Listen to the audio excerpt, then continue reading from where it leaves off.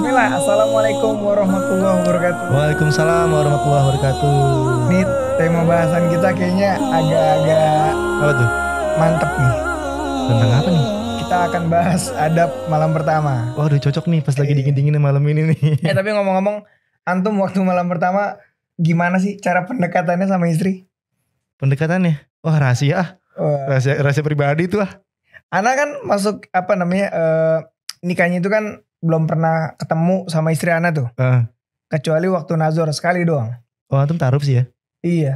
Itu hari pertamanya wah luar biasa. Apa canggung? Gak bisa ngapa-ngapain. Gak bisa ngapa-ngapain. Tapi coba deh kita bahas ini dari sisinya seorang ustadz dan juga seorang praktisi nih. Ada Ustadz Khalid Basalamah. Masya Allah. Ustadz, ahlan wa sahlan Ustadz. Ahlan bik. Bagaimana Ustadz kabar Ustadz? Alhamdulillah. Alhamdulillah. Ustadz, gimana Ustadz? Tips-tips dari antum Ustadz agar para pasangan-pasangan kita ini Ustadz bisa melewati dengan mudah malam pertamanya Ustadz. Dengan mudah ya? Iya. Soalnya banyak Ustadz kasus-kasus termasuk anak sendiri Ustadz agak canggung Ustadz ketika malam pertama Ustadz. Laki-laki bro, malam pertama istri diranjang. Gak bisa. Sikat. Gak bisa. Kita kan gak kayak kucing ketemu ikan. Aduh, masih perlu diajarin. Ada step-stepnya nih, kayak mesti kita denger nih Ustadz. Gimana Ustadz? Oh boleh. Baik, alhamdulillah. Wassalatu wassalamu ala Rasulillah. Banyak hal memang harus difahami dalam masalah melewati malam pertama itu. Dan banyak juga di antara ulama-ulama kita yang sudah menyusun buku ya, tentang masalah itu. Di antaranya adalah hal yang harus diperhatikan, sikap dan perbuatan Nabi SAW. Itu yang pertama. Beliau pada saat masuk menemui para istrinya, di antaranya Aisyah radhiyallahu anha dan istri-istri yang lain. Maka Nabi SAW megang ubun-ubun, ya kan? Ubun-ubun bagian kepala, kemudian membaca doa. Doa itu dianjurkan baca, Allahumma inni as'aluka khairaha wa khaira ma jubilta 'alaiha wa a'udzubika min syarriha wa syarri ma jubilta 'alaiha. Artinya, ya Allah aku berlindung kepadamu dari keburukannya dan keburukan apa yang terbebani pada dia. Maksudnya menjadi karakternya. Ya, dan aku meminta kebaikannya dan kebaikan yang ada terbebani atau memang menjadi karakter dia. Ya, kita minta kebaikannya dan kita berlindung dari keburukan. Gitu kan. Kemudian selanjutnya Nabi SAW memberikan segelas susu. Ya, mungkin bisa juga air putih untuk menghilangkan ketegangan. Oh biar santai, biar cair. Sebagian ulama juga menyusun buku seperti penyusun buku mahkota pengantin. Ya. Itu menekankan sekali tentang bagaimana seorang laki-laki itu tidak boleh menjadi seperti tanda kutip serigala yang kelaparan. Kayak tadi dong, langsung sikat aja. Oh itu gak boleh juga ternyata. Jadi dia bisa menjalankan sunnah Nabi SAW. Nabi mengatakan dalam masalah hubungan biologis, apalagi malam pertama. Sedangkan bukan malam pertama saja hadis ini berlaku. Kata Nabi SAW, hendaklah kalian memulai jima kalian, hubungan biologis kalian dengan utusan-utusan. Kata para sahabat, ya Rasulullah, apa utusan-utusannya? Nabi SAW ciuman, ya kan? Sentuhan. Makanya Nabi SAW mengecup keningnya Aisyah ya, setelah memberikan susu, setelah tadi berdoa kepada Allah. Kemudian mungkin memegang tangan, terus mengajak ngobrol ya, mencairkan suasana dengan tanya keluarganya, tanya bagaimana apakah dia bahagia dengan proses pernikahan ini. Semua itu supaya mencairkan suasana. Nah barulah kemudian dia menjalankan juga hadis Nabi SAW dalam ini memang sangat peka hadis seperti ini, tapi harus disampaikan gitu. Kata Nabi SAW, hendaklah seseorang di antara kalian bukan dari golonganku, orang yang tidak memulai dengan sentuhan-sentuhan, saya dalam masalah biologis. Jadi tatapan mata, ciuman, pelukan, rangkulan ini semua bentuk kasih sayang baru kemudian ke itu. Jadi bahasa biasa orang kalau bahasa di buku-buku umumnya itu foreplay-nya. Oh, foreplay. Jadi itu sangat ditekankan oleh Nabi SAW itu. Dalam beberapa riwayat dan kata Nabi SAW, jangan kalian bergaul seperti hewan. Gitu kan. Hewan itu pada saat dia syahwat dia langsung aja gauli betinanya selesai. Dan setelah itu pun langsung ditinggalkan begitu saja. Sampai kata Nabi SAW dalam beberapa riwayat yang lain, kalau seandainya kalian sedang berada di antara kedua paha istri gitu kan, maka berijtihadlah, saya memberikan kepuasan kepada dia, maksimal, fokus segala macam. Itu memang peka sekali. Tapi begitu penyampaian Nabi SAW. Jadi jangan mau enak sendiri ya Ustaz. Ya, dan juga dianjurkan, Nabi SAW mengajarkan dalam beberapa riwayat lain lagi, janganlah kalian ya mencabut ya itu sebelum pasangannya selesai. Jadi sangat peka. Sangat peka. Karena banyak perempuan kecewa, dia sebenarnya belum klimaks tapi istrinya sudah, suaminya main berhenti aja. Gitu kan? Atau pada saat syahwatnya lagi bangkit, dia menggauli istrinya sendiri belum syahwat, dia langsung aja main lampiaskan. Hingga akhirnya jadi kacau semua. Yang tadinya biologis adalah satu ibadah dan satu hal yang sangat indah. Karena definisi pernikahan itu sendiri adalah jima. 50% atau 70% rumah tangga itu memang hubungan biologis. Kalau ini sehat dan baik, maka akan baik semua ke depannya. Iya benar. Semua masalah ini bisa jadi cair. Tapi kalau ini rusak, maka akan rusak semuanya. Kenapa banyak laki-laki emosional? Pasti yang paling pertama di rumah tangga biologisnya kacau.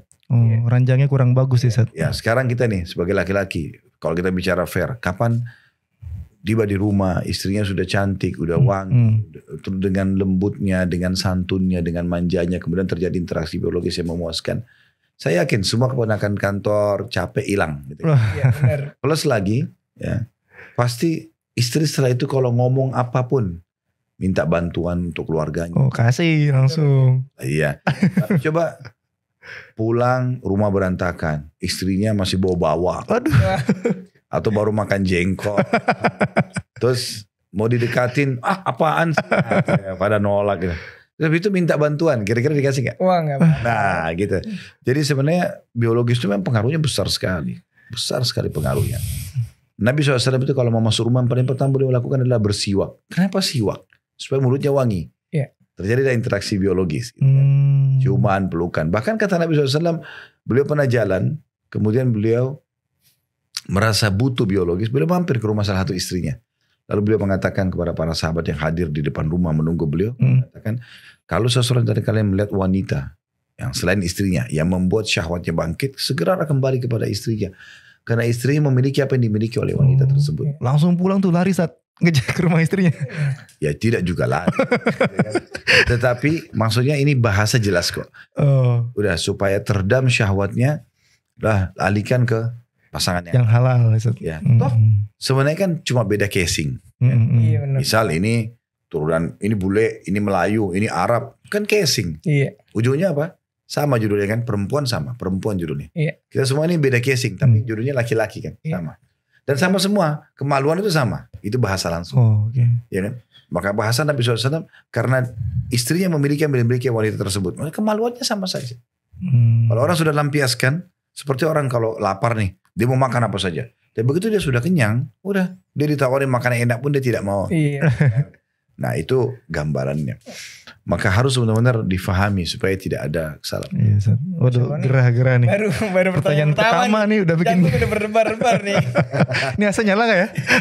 6 hari lagi Pak, kita pulang. Kita pulang 6 hari lagi nih Pak. Aduh. Sabar ya. Sabar. Ujian. Iya. Dalam berhubungan dalam berhubungan suami istri Seth, apa sih Seth larangan-larangan yang harus kita tahu Seth? Pertanyaan yang bagus itu. Jadi yang dilarang, yang paling pertama sekali, itu adalah menggauli istri di saat lagi berhalangan, haid, nifas, di kemaluannya, memasukkan kemaluan si suami di kemaluan istrinya, itu tidak boleh. Tapi apakah boleh menggauli istri atau mencari kepuasan dengan cara lain yang penting tidak masukkan kemaluan di kemaluan? Jawabannya iya. Karena itu disebutkan, pernah ada sahabat menantikan, ya Rasulullah, apa yang harus saya lakukan pada saat istri saya lagi haid? Kata Nabi SAW, semuanya kecuali jima. Juga Aisyah mengatakan dalam hadis Bukhari radhiyallahu anha, kami kalau sedang berhalangan atau haid dan Rasulullah SAW ingin menggauli kami, maka beliau memerintahkan kami untuk mengeraskan kain di tempat keluarnya darah. Kemudian beliau menggauli kami. Jadi tetap bercumbuan, segala cari kepuasan. Onani kan hukumnya haram kalau laki-laki kerja. Iya. Tapi kalau istri yang lakukan tidak haram. Boleh. Dibantu istri ya Sat? Ya. Tapi istri ya. Iya Sat. Ya bantu. Nah itu poinnya.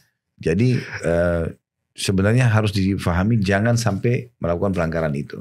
Kemudian yang kedua, tidak boleh memasukkan kemaluan laki-laki di dalam dubur istri. itu nggak boleh, Ustaz. Ya nggak boleh. Kan ini sering terjadi karena banyak generasi muda Muslim sekarang belajar biologis dari film porno. Aduh. Ya mereka pikir, oh ini cara saya supaya belajar, tontonlah mereka. Nah kebanyakan memang semuanya yang melakukan itu kan itu orang-orang non Muslim. Betul, Ustaz. Ya. Dan mereka itu tidak punya adab-adab dalam berhubungan biologis, maka mereka menggauli wanita yang sedang haid dan nifas itu biasa saja. Mereka menggauli dari dubur itu biasa saja. Dan anak-anak muda ini, Muslim ini melihat, oh ternyata begitu caranya. Padahal sebenarnya dilarang. Itu kata Nabi SAW sampai menggauli istrinya. Sampai mendatangi dukun atau menggauli istrinya pada saat haid ataupun di duburnya, maka ya, dia telah kufur kepada apa yang diturunkan kepada Muhammad SAW. Jadi itu ancamannya berat sekali. Oleh karena itu tidak boleh, gitu kan. Dan Allah sebutkan dalam Al-Quran, dalam surah Al-Baqarah ayat 222 tentang masalah haid. Yas'alunaka 'anil mahid qul huwa adam fa'tazilun nisaa fil mahid wa la taqrabuhunna hatta yathurna fa idza tatahharna fa'tunna min haitsu amarakumullah. Itu al-ayat, artinya ditanyakan kepada Muhammad tentang masalah haid. Katakanlah itu adalah kotoran. Gitu. Itu kotor, itu penyakit, gitu kan. Maka jauhilah wanita, maksudnya kemaluannya di saat haid itu. Sampai mereka bersuci. Kalau mereka bersuci, gaulilah mereka di tempat yang telah Allah perintahkan kalian, maksudnya di kemaluannya. Jadi tidak boleh menggauli di kemaluan pada saat haid dan nifas, tidak boleh menggauli dari dubur, gitu kan. Kemudian juga yang lain yang harus diperhatikan adalah tidak boleh menceritakan, ini poin ketiganya, biologis itu. Nah pernah Nabi SAW selepas sholat subuh mengatakan begini dalam satu riwayat kepada para sahabat, mungkin seseorang di antara kalian menceritakan apa yang dia kerjakan sama istrinya, atau sang istri menceritakan apa yang dibuat sama suaminya. Maka kata Asma binti Yazid radhiyallahu anha, seorang sahabat, mengatakan, ya Rasulullah, benar laki-laki dan perempuan di Madinah mengerjakan itu. Mereka jadikan kayak bahan kebanggaan gitu. Oh istri saya begini dan begitu, oh suami saya begini dan begitu, menceritakan. Maka kata Nabi SAW, jangan kalian kerjakan itu. Karena perumpamaan itu seperti setan laki-laki sama setan perempuan bertemu di jalan, kemudian menggaulinya dan orang semua melihatnya.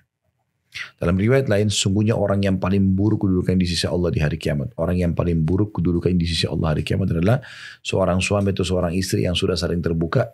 Dan mereka, salah satunya tuh mereka berdua menyebarkan biologis tersebut. Nah efek sosialnya, kalau seandainya seorang laki-laki, Allah karuniai dia seorang istri yang memuaskan dia. Apapun yang dia inginkan di biologis, gayanya lah, apalah segala macam, kebersihannya dia puas. Kalau dia cerita dengan 3 orang teman-temannya misalnya, atau 5 orang teman-temannya, istriku tuh gini dan gitu. Pamer dia nih. Ya. Sekarang kalau dari 3 orang atau 5 orang itu istri mereka tidak begitu, apa yang terjadi kira-kira? Hasad, dia akan ganggu. Mereka akan ganggu istri. Penasaran tuh. Ya. Dan itu banyak sekali terjadi. Karena dari suami yang bercerita tentang hebatnya biologis istrinya, teman si suami mengganggu istrinya. Oh, membandingkan jadinya Ustaz ya? Iya. Bukan membandingkan, memang dia jadi, oh hebat nih istri temanku nih. Nah, maka diganggu lah. Dan perempuan ini bisa terbeli karena rahasia ranjangnya ditahu ya. Gitu. Tai lalatnya di sinilah, apalah. Kan itu detail bisa diceritakan kan gitu. Atau digambarkan tentang lengkak-lengkuk. Nah itu kan bahaya sekali. Sehingga akhirnya syaitan bisa menggoda si teman sang suami ini untuk menunggangi bahasa-bahasa yang tepat supaya perempuan ini terbeli gitu. Itu contoh. Betul juga sebaliknya kalau seorang wanita cerita, suamiku tuh begini dan begitu misalnya. Apalah diceritain tentang kemaluannya, tentang fisiknya yang kekar, tentang goyangannya. Itu kan bahaya, itu kan sensitif. Iya, sensitif banget. Sekarang kalau di depannya ada 5 wanita, suami mereka tidak begitu.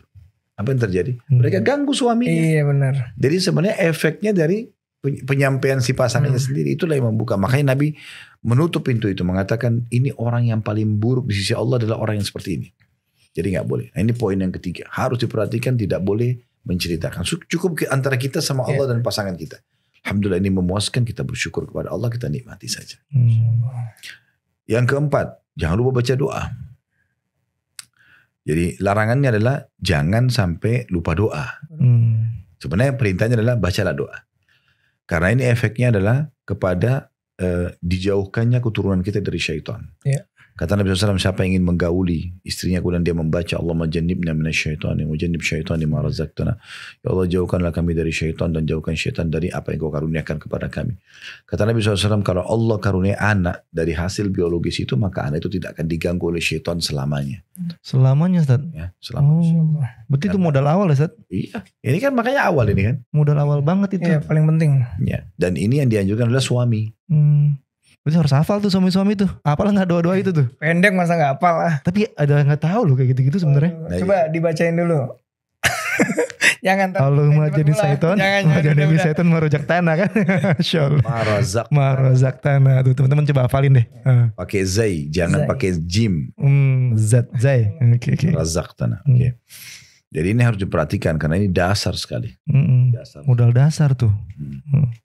Nah, kemudian juga tadi yang sudah sempat kita singgung tuh, dia nggak boleh egois, ya, boleh egois. Dia harus saling memuaskan pasangan, gitu kan? Baik itu si suami kepada istri atau istri pada suaminya, karena banyaknya perselingkuhan dalam rumah tangga karena kecewa dalam masalah biologis itu. Tapi kalau sebagai suami nih, bukan nggak mau memuasin, tapi kita capek buat pulang kerja, kita nggak mau terima ajakan istri itu kita dosa nggak sih, Ustaz? Saya juga sebagai laki-laki ya, kalau ngomong sebenarnya secapek-capeknya laki-laki kalau dia melakukan interaksi biologis harusnya segar. Harusnya on lagi ya. Harusnya segar. Tapi kalau sebaliknya, Seth? Kenapa? Istrinya yang nolak, Seth. Karena capek katanya. Kalau betul ada uzurnya ya, itu lain. Saya kayak sakit gitu. Atau memang dia betul-betul letih sekali, dia pasti tidak akan mungkin bisa memberikan kepuasan kepada suami. Dia bicara santun dengan baik. Tapi kalau itu cuma bisikan syaitan, hanya karena curiga atau apa ya, gak boleh. Itu malah kena ancaman itu. Ya. Karena istri manapun yang dipanggil oleh suaminya keranjang, kata Nabi SAW, lalu dia menolak, maka kena laknat oleh malaikat. Dan itu. Jadi tidak boleh. Ya, tiba-tiba pas diranjang dikasih punggung aja sampai pagi. Ini gak enak banget ya kayak gitu. Ngambek tuh mungkin. Ya sebenarnya sih orang-orang seperti ini karena tidak paham aja. Paham dalam agama. Karena kata Nabi SAW, di kemaluan kalian ada pahala yang besar. Kata para sahabat, ya Rasulullah, kami gauli istri kami, dapat kenikmatan, juga dapat pahala. Kata Nabi SAW, kalau kalian letakkan pada yang haram, zina, dapat dosa gak? Iya. Begitu juga dengan yang halal. Artinya orang kalau zina itu dosa besar. Berarti kalau biologis dengan pasangan halal itu pahala besar. Karena Nabi bandingkan dengan zina. Benar. Gitu. Makanya syaitan itu selalu membuat jenuh, bosan, tidak mau berhubungan biologis. Itu memang syaitan tidak mau. Karena kalau ini selalu dijadikan sebagai sebuah pola. Setiap hari, 2 hari sekali. Atau itu sebagai sebuah pola dan kita kena mengejar pahala. Maka kan keharmonisan rumah tangga terus berjalan. Ada terus karena ini memang luar biasa. Tidak ada orang selesai biologis itu kemudian tidak tenang pikirannya. Gak ada, gitu kan. Pasti dan mungkin tadinya pun kalau habis ribut-ributan malah cair. Nah makanya ini apa namanya pondasi dasarnya rumah tangga di sini. Betul. Di 5 poin itu tadi ya. Gini Sat. Pasangan suami istri Sat boleh berfantasi gak sih Sat? Bikin fantasi apa gitu Sat? Kayak pakai cosplay gitu, pakai seragam gitu. Ini harus dirincikan fantasi itu. Kalau fantasi, saya tidak ada itu fantasi ya. Kalau seorang laki-laki dia pakaian yang bagus, yang menurut suami istri dia itu istrinya suka, celana pendek, baju kaos ketat, misalnya, atau apalah, atau dia pakai parfum yang itu bukan fantasi sebenarnya, ya kan? Fantasi itu lebih kepada orang menghayal, gitu kan? Dia nonton film apa terus dia berfantasi dengan orang lain, nah gitu-gitu kan. Kalau dia cuma atau si istri menggunakan baju tidur yang suaminya suka, warna merah kah, hitam kah, atau warna apa yang disuka dengan penampilan dengan parfum yang suaminya suka, maka itu bagus sekali. Ya, makanya saya sering bahasakan di beberapa kajian, di antaranya bedah buku kita Kuni Zaujatan Najihah, jadilah istri yang sukses, ditulis oleh Dr. Najlah. Itu masih berjalan kajian buku itu setiap hari Kamis ya di jam 13.00 Indonesia Barat. Nah itu di situ ada penekanan yang sangat menarik dari beliau tentang masalah bagaimana seorang istri itu harusnya berperan aktif untuk selalu membangkitkan syahwat suaminya, melayani dengan baik. Gitu. Maka saya pun menimpali statement beliau sambil mengatakan Apa kira-kira yang dijual ibu-ibu sekalian oleh para pelacur? Yang dijual apa? Baju seksi. Iya. Betul. Ucapan-ucapan yang manja. Manis, manja. Ya kan? Badan yang wangi. Ya kan? Terus apa keterampilan dalam interaksi biologis. Ini mereka lakukan dan terbeli banyak laki-laki. Ya kan? Terbeli banyak laki-laki. Bahkan dia bisa berdusta, bahkan mungkin dia ucapkan sama laki-laki satu seakan-akan dia puas, padahal sebenarnya dia melayani 10 orang laki-laki dengan ucapan juga yang sama. Ini mereka jual di luar sana. Kenapa setiap istri nggak gunakan ini? Baju seksi, badan yang wangi, tutur kata yang santun dan manja gitu kan. Keterampilan dan gerakan-gerakan yang memuaskan pasangan. Kenapa bukan istri? Kenapa harus para pelacur gitu? Iya. Ya, padahal istri ini harus bisa menguasainya. Makanya kita juga sering ingatkan itu berulang-ulang. Jangan menjadi istri yang kaku. Jangan menjadi suami yang kaku. Ya sudah begini saya. Kalau nggak mau terima ya sudah. Loh kok kenapa kok sekaku itu? Kenapa nggak mau berubah menjadi orang yang lebih baik, lebih memuaskan? Ya? Betul. Ya, harusnya bisa. Jadilah pasangan yang sukses memuaskan pasangannya gitu ya. Itu penting banget itu. Benar. Jangan mau menang sendiri, tapi kita juga harus berusaha. Iya, harus saling saling memberi pengertian, saling memuliakan pasangan satu sama lain gitu. Ustadz, mungkin sebagai penutup Ustadz, pesan dari Ustadz gimana sih Ustadz supaya pasangan-pasangan Ustadz, khususnya pasangan muda Ustadz, agar bisa berumah tangga itu dan mendapatkan ridho dari Allah Ustadz dari pernikahannya. Jadi gini, saya bahasakan sama istri saya waktu awal nikah. Iya. Saya sama kamu ini seorang pegawai di satu perusahaan namanya rumah tangga. Pemiliknya rumah tangga ini, ownernya perusahaan ini adalah Allah. Gitu. Saya pasti punya tugas. Dan itu kewajiban saya jalankan, itu adalah hak kamu. Sebaliknya juga, kamu punya kewajiban yang merupakan hak saya. Kita jalankan ini dengan baik, karena Allah, maka kita akan mendapatkan balasannya, pahalanya. Gitu kan? Nah ini pondasi pemahaman dulu. Kalau sebenarnya kita ini sekarang sama-sama sedang menjalani prosesi mengejar pahala satu sama yang lain. Indah sekali rumah tangga itu kalau suami sibuk nyari pahala dari istrinya. Masya Allah. Istri sibuk nyari pahala dari suami. Indah banget. Iya. Masya Allah. Selalu saling, apalagi nih, apa ini sayang, apa selalu berusaha. Kreatif ya Ustaz? Iya. Jadi selalu dari detik ke detik, dari setiap gerakan ke gerakan, ucapan ke ucapan, semuanya bagaimana membahagiakan pasangan. Masya Allah. Itu kan sangat indah. Karena mereka mengejar pahala. Ya.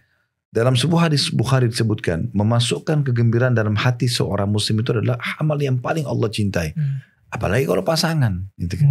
Senyum dengan saudara muslim lain adalah sedekah. Apalagi dengan pasangan. Double pahala ya Ustaz. Ya. Mengelus kepala anak yatim pahala. Kenapa dengan pasangan? Contoh.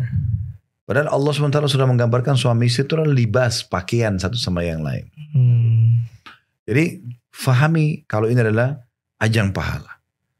Jadikan ini kesempatan emas untuk memenuhi kebutuhan-kebutuhan biologis kita. Kenapa orang yang pacaran di sana yang haram, mereka bersedia untuk pakai baju yang bagus, mereka pakai parfum yang wangi, mereka menyusun tutur kata yang indah, lalu mereka saling janji menjanjikan sampai kuburan pun mereka lupa kalau itu kuburan, gitu kan? Pacaran di atas kuburan. Banyak nyamuk, banyak serangga, mereka nggak peduli. Kok bisa orang yang suami istri dalam rumah, ya apalagi kalau Masya Allah ada AC gitu kan, di kamar berduaan, kalaupun punya anak-anak sudah punya kamar sendiri misalnya, kenapa ini? Malah diem-dieman. Iya, kenapa kok ini saling musuhan? Aduh, sayang banget ya Ustaz. Sia-sia, padahal detik-detik itu bisa diisi dengan pahala ya. Rugi. Ya, sampai kata Nabi SAW, termasuk dari 3 hal yang tidak dianggap sia-sia, salah satunya adalah, yaitu bercandanya dan bermesranya suami istri. Jadi biar kita semalam suntuk begadang tuh nggak dianggap sia-sia. Iya, pahala semua. Bercanda dapat pahala. Iya. Masya Allah. Bercanda, bercengkrama itu adalah pahala semuanya. Makanya Nabi SAW kan bercanda dengan Aisyah kan. Ajak lomba lari. Dipanggil dengan nama-nama indah. Dipanggil dengan Humairah misalnya. Itu kan semua hal yang dibolehkan. Sampai Aisyah mengatakan, saya pernah mandi junub bersama Nabi SAW. Tidak ada penghalang antara aku dengan beliau. Maksudnya tidak ada kain. Ya, dan aku mengatakannya Rasulullah sisakan air untukku sambil bercanda. Besok lomba lari sama istri ya. Pahala itu. Enggak gitu juga. Gitu juga. Nggak apa-apa. Artinya selama sama istri, selama sama suami, lakukan apapun yang bisa membahagiakan dia. Apapun. Ya. Itu indah sekali kalau habis belanja bulanan misalnya turunin barang dari motor atau dari mobil. Suami lagi angkat istri maksudnya, ayo sini saya bantu juga. Bukain pintu. Kan indah sekali. Istri lagi potong bawang nih atau lagi masak, kita lagi kosong suami. Oh ini saya bantuin. Kan enak sekali kan. Kita bercandain, kita kritikin Ustaz. Main basket bareng. Lagi masak kita kritikin. Intinya gini, kita tidak usah masuk ke detail aktivitasnya. Intinya bagaimana kita menjadikan rumah tangga itu sebagai ajang pahala. Saling membahagiakan, saling menikmati. Nah ini yang halal. Kenapa kita sibuk dengan yang tidak halal di luar sana? Yang halal malah kita tinggal. Nikmati yang halal teman-teman, ya Allah. Dan seringkali syaitan itu membuat pandangan suami itu pandangan istri. Karena sudah berjalan setahun, 2 tahun. Kayak biasa. Padahal sebenarnya tidak. Bukan pasangan kita ini sudah luar biasa mungkin. Di mata orang lain mungkin sudah sangat menggoda, tapi syaitan mengelabui kita. Was-was syaitan. Ya, kita harus selalu melawan. Kapan kita merasa jenuh dengan pasangan, merasa sering jengkel tanpa sebab, harus istiadah. A'udzubillahi minasyaitonir rajim. Tinggalkan itu. Ya, dan nikmati pasangan itu. Iya. Masya Allah nih obrolan kita nih. Waduh, selain bikin deg-degan nih, daging semua nih isinya nih. Ini jam 11:30 malam sekarang nih. Cuma masih on banget kita nih karena obrolannya. Masya Allah. Ini semoga bisa diterapkan nih sama pasangan-pasangan di manapun teman-teman berada lah. Iyalah. Khususnya buat kita berdua nih yang dengerin langsung. Betul. Kalau kita berdua gak bisa aplikasi. Sayang banget. Sayang banget ini. Sayang banget, rugi banget. Ya mungkin kita ucapkan sama Ustaz Khalid, Zakallahu Ustaz, barakallahu fikum, ilmunya lagi nih, daging lagi nih. Terus Ustaz Khalid kasih buat kita nih daging terus, bermanfaat banget. Alhamdulillah. Insya Allah diskusi bisa menjadi inilah tempat podcast. Bisa jadi patokan teman-teman keluarga di sana. Iya benar, untuk mengambil ilmu lah. Mengambil ilmu insya Allah. Dalam rumah tangga nih. Oke, kita akan jumpa lagi di episode berikutnya. Demikian, barakallahu fikum. Wassalamualaikum warahmatullahi wabarakatuh.